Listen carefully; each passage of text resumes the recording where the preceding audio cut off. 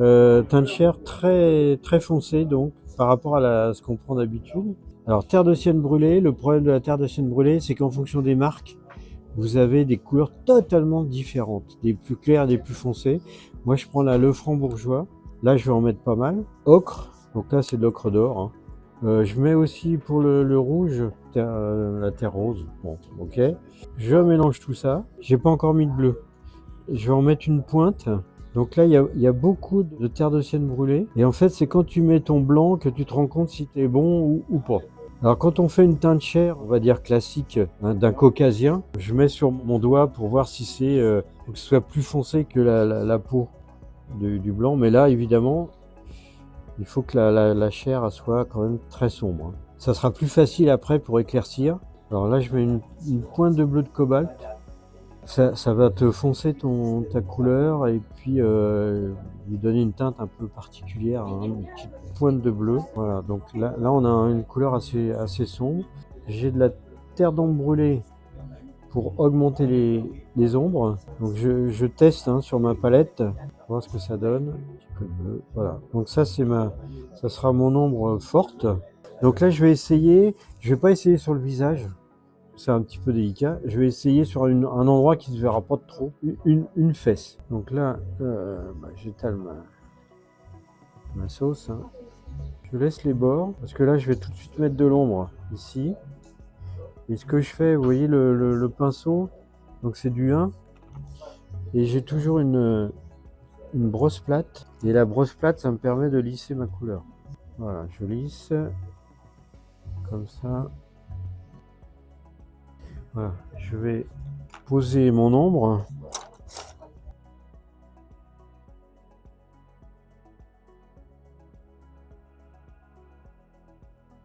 Alors l'ombre, faut pas hésiter, hein, parce que quand on a un vêtement comme ça qui dépasse un petit peu,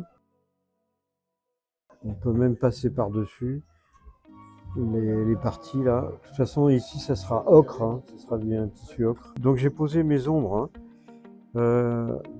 Quand on peut, c'est mieux de poser la teinte chair, les ombres à côté, après on va juxtaposer, on va fondre, plutôt que de mettre la teinte chair partout et ombrer par-dessus.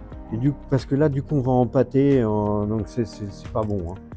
Je vais fondre la frontière. Alors évidemment, pas de diluant, hein.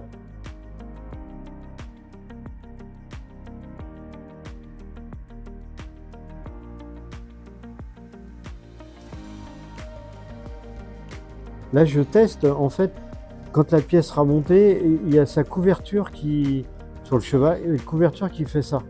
Donc là, je peins pour la... Donc là, avec un pinceau usé, hein. Voilà, bon, là, après...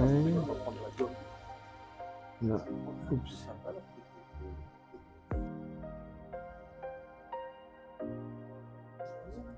Là, je vais foutre un petit coup de lumière.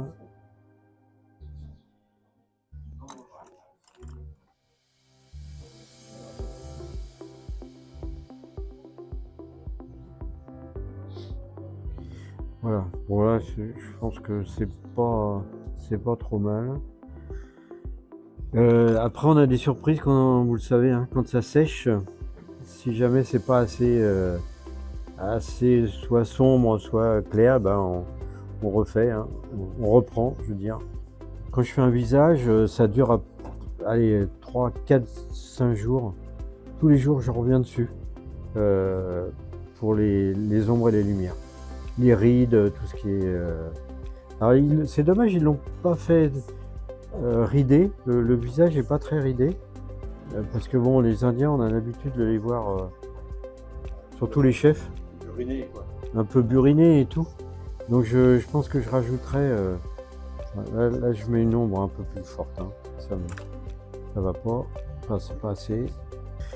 Voilà, à peu près, vous avez un petit peu le truc. Bon, même chose de côté, en dessous, en dessous. Mes plumes sont finies, ouais. Alors, je les ai fait très sombres. En fait, quand tu regardes dans la réalité, les plumes bien blanches et tout, avec là, j'ai passé... Alors, la coiffe, Bon ça c'est du point par point, mais là c'est pareil, j'avais peint en bleu foncé et puis après j'ai fait du pointillisme. Les plumes, en fait, je les ai fait au moins 4 fois. Une partie sombre, une partie très sombre, une partie moyenne avec du blanc mélangé avec de l'ocre. Et donc j'ai passé mes couleurs. Et puis après... Au blanc pur. Ah non, non, je mets jamais du blanc pur. Non. Après j'ai fait du plume par plume. J'ai fait du dry juste là. Mais sinon après c'est au pinceau fin pour refaire les... Ouais, ramure par ramure. Ah ouais. Ouais, parce que si tu veux, le problème du dry, c'est que souvent ça va rentrer un peu de trop, Ouais. et après tu es obligé de retravailler les ombres. Ça c'est pareil, ça c'est du fil de cuivre. Ça n'existait pas dans la figurine, mais en fait la coiffe, souvent, il y avait des espèces de fils. Je sais pas en quoi c'était. Du crin de cheval. Du crin? Avec collé avec une résine. D'accord, ok. Donc j'ai pris du fil de cuivre et j'ai percé. Alors là, je vous raconte pas le nombre de forêts que j'ai cassées, parce que fait à la main, tu vois, et le forêt il pétait à l'intérieur. Donc après tu perces à côté, c'est une galère. Une dizaine de forêts y sont passées hein, pour faire ça.